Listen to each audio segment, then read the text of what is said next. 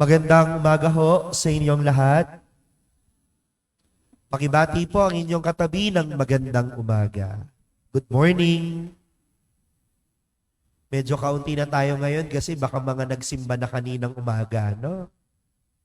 Mga minamahal ko mga kapatid, tayo ngayon ay nasa ika-4 na linggo ng Adbyento. Ibig sabihin, tapos na, nakasindi na lahat ng kandila. Ibig sabihin, malapit ng magpasko. So, 3 araw na lang, Pasko na. Mga minamahal ko mga kapatid, ang narinig nating mabuting balita sa araw na ito ay ang pagdalaw ng mahal na Birheng Maria sa kanyang pinsang si Elizabeth. Ang bigyan natin ng pansin dito yung salitang nagmamadali. Bakit ba nagmamadali si Maria? Kasi hindi niya makontain yung saya, yung galak, yung biyayang natanggap niya mula sa Diyos. Biruin niyo, sa lahat ng babae sa buong mundo, si Maria ang napili bilang maging ina ng ating Panginoong Kristo. Kaya wala siyang mapaglagyan ng saya, ng tuwa, no? Ang pakiramdam niya, siya'y super blessed. 'Di ba pag nag-i-story tayo, nagpo-post tayo, feeling blessed. No? Ang pakiramdam ni Maria, super blessed siya. No? Kaya nga 'di ba, kapag tayo nagdarasal ng rosaryo, ano sinasabi natin? Napupuno ka ng grasya. Kaya napupuno, punong-puno, ibig sabihin talagang wala siyang mapaglagyan. Kasi punong-puno na siya. Kaya nais niya yung pagpapala at biyaya na ito, imbis na no, matapon lang yung 'di ba kapag yung tubig isinalin mo sa baso at ito'y punong-puno na pero patuloy pa rin dumadaloy ang biyaya. Anong nangyayari sa tubig? Natatapon lang, nasasayang. Kaya imbis na masayang, anong ginagawa ni Maria? Palagi niyang ibinabahagi. Kaya siya nagmamadaling pumunta sa kanyang pinsang si Elizabeth ay para ibahagi ang mga pagpapalang kanyang tinanggap.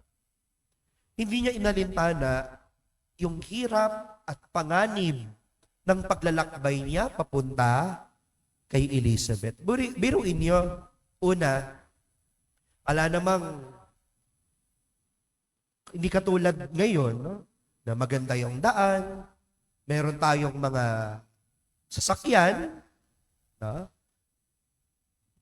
Noon, sa panahon ng Panginoon, walang ganyan. No? Walang jeep, walang bus. Ganun din, mga minamahal ko mga kapatid, maaring maka-encounter si Maria ng mga mababangis na hayop. At tandaan, ang pinakamatindi sa lahat, siya'y buntis. Hindi niya inalintana ito dahil gusto niyang ibahagi ito kay Elizabeth. Tayo kaya, madali ba para sa atin na ibahagi ang kung ano ang meron tayo? Madali ba para sa atin na magbigay? Madali ba para sa atin na magbahagi? Madali ba para sa atin na tumulong sa mga nangangailangan? Tandaan, lahat ng meron tayo ay galing sa Diyos. Sino tayo para magdamot sa iba? At sino rin tayo para magdamot pabalik sa Diyos? Kaya hamon sa atin, hindi lang tumulong sa iba. Pag dumadaan ang buslo, yan ang hamon din sa atin. Kasi baka mamaya, hirap na hirap tayo dubukot. Pero mga kapatid, ang Diyos kailanman hindi naging mahirap sa Kanya. Nabiyayaan ka, nabiyayaan tayo ng mga kinakailangan natin sa araw-araw. Pangalawa, mga minamahal ko mga kapatid, ay si Elizabeth, nung dinalaw siya ng mahal na Birheng Maria, bagamat walang sinasabi Walang sinabi si Maria, ako yung nanay ng Panginoon. Nasa sinapupunan ko si Kristo. Walang sinabing ganun si Maria. Pero, sumasabit. Pero, nung dumalaw si Maria, naramdaman niya, nakita niya na nasa kanya si Kristo.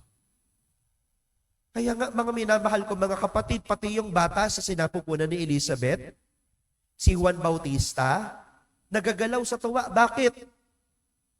Kasi nararamdaman din ng bata sa sinapupunan ni Elizabeth na naroroon si Kristo sa sinapupunan ng mahal na Birheng Maria. Nakita ni Elizabeth sa mahal na Birheng Maria na tangan-tangan niya ang Panginoong Kristo. At ito rin yung hamon sa atin, mga minamahal kong mga kapatid. Una, makita natin si Kristo sa iba.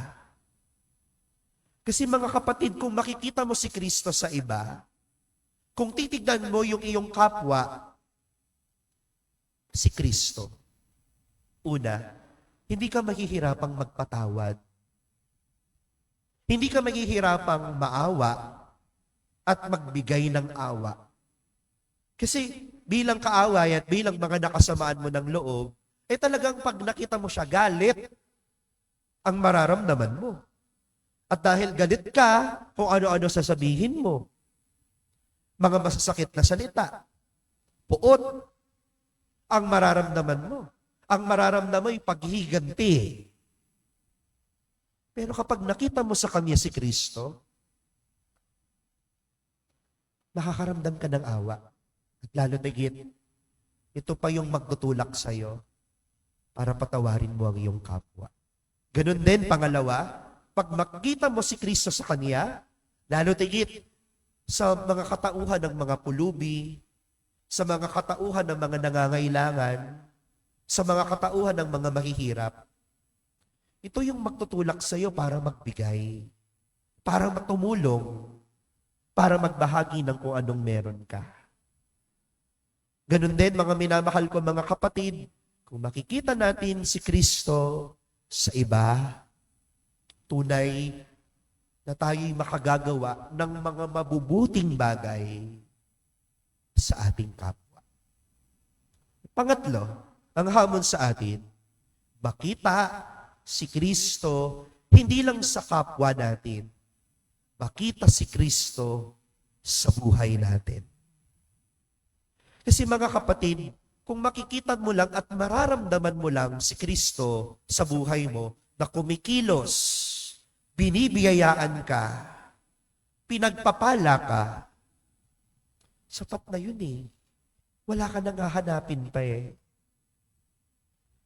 Ang mga taong hindi pinaghaharian ng Diyos, ang mga taong hindi nakikita si Kristo na gumagalaw sa kanyang buhay, ano ang makikita?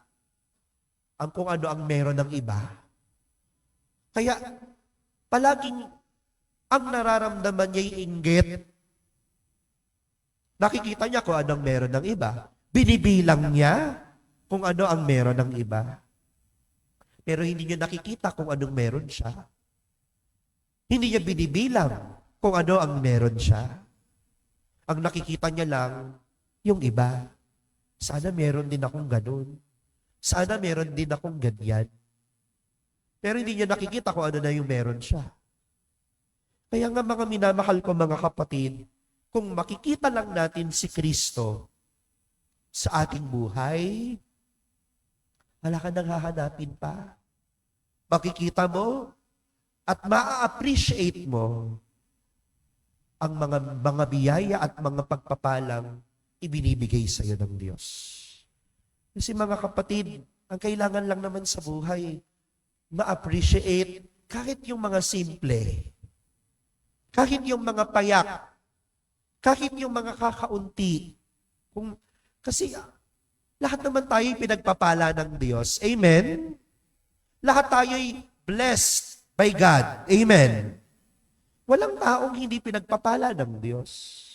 Kaya ibig sabihin, ganyan tayo kamahal ng Diyos. Dahil kahit kailan, hindi niya tayo pinabayaan. Sa kabila ng ating mga pagkukulang at mga pagkakamali sa Kanya, patuloy pa rin tayong binibiyayaan. Patuloy pa rin tayong pinagpapala ng Diyos. Kaya, biruin niyo yun, kahit na tayo'y makasalanan, pinagpapala pa rin tayo ng Diyos. Di ba napakalaking, ano na yun? Biyaya. Napakalaking pagpapala na yun.